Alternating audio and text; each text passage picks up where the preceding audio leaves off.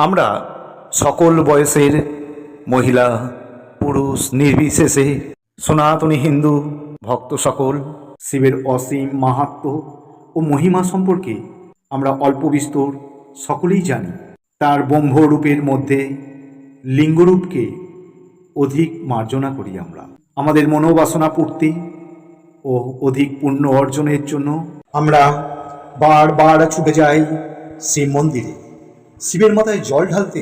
পুরাণ হতে আমরা জানতে পারি তার মাথায় জল ঢালে মহাদেব অতীব সন্তুষ্ট হন, অতীব খুশি হন। শিব শঙ্কর মহাদেব দেবাদিদেব, তিনি জগৎ সৃষ্টি স্থিতি লয় বা সংহারকর্তা।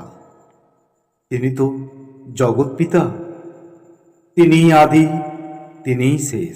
শিব পুরাণ, লিঙ্গ পুরাণ ও বর্তমান জ্যোতিষীদের